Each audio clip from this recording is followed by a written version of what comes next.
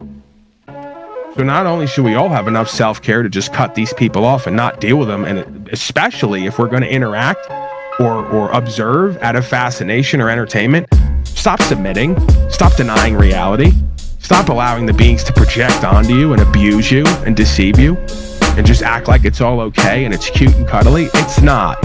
It's completely sick and twisted. It's dysfunctional. It's not virtuous. It's unjust. But it's just another day in the metaverse, just another day in the universe, and there's no shortage of folks here who do not want to be empowered, do not want to be inspired, do not want to be entertaining either, just want to go along to get along, have a false peace, don't want to have to embrace the chaos of the universe that leads to a revelation of order and understanding. One needs the other needs one in order to have the experience. Okay?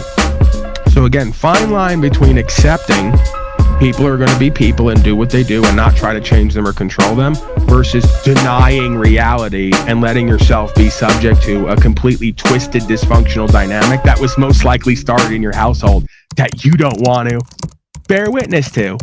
Because newsflash, the majority of us on here on these panels had narcissistic parents. That's why we find a home, non-home together. That's why most of us can't live with each other or without each other. All right. The difference between me and most folks on here is I became aware of all these dynamics a while back. And then I've attempted to practice with them, interact with them a different way, communicate them, resolve them either externally or internally. Usually one goes before the other, as within, so without, as above, so below, as they say. Or just practice different ways of experiencing what's going on here. So again, I'm not picking on folks. I'm not downing on them. These folks who are attracted to narcissistic personalities love to play the victim, because that's the other side of the narcissist, the victimhood complex slave. So as soon as I talk about the truth and reality a lot of us experience here and why we become the way we become, they'll immediately create distance between themselves and me and try to cope, to feel better once again, deny the reality they experience. But it's evident to any being who has a background in self-knowledge, psychology, sociology, anthropology, historicity, right, and like familial experiences.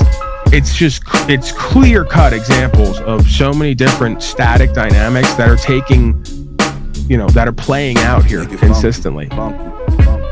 Understand it, change it, get a handle on it. I don't know. It's a crazy idea, right? No, we'll just keep jacking off all day, every day on panels. We'll just keep playing into our complete dysfunction that's rooted in Freudian psychology, was created at our, if not at our birth, through our formative years in our households. And we'll just play all that fucking trauma bonding out over and over again on these metawebs for your masters to just laugh and giggle at. I know I get a hoot at it. I'm fascinated by it. They must be over the moon about it. What are we doing here today? What is this? You guys are completely fucked up.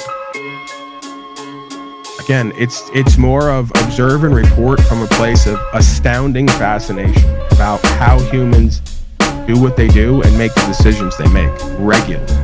And again, I concede that either I'm always on the outs because I'm not in the in and in the know, and I'm not conscious and aware, but think I am. That's a dynamic we've seen many times. Or I am conscious and aware, and I'm constantly, for the majority, surrounded by folks who can't find their ass with two hands and wouldn't know how to be honest and real with themselves and others if their life depended on it, because it does, and they aren't.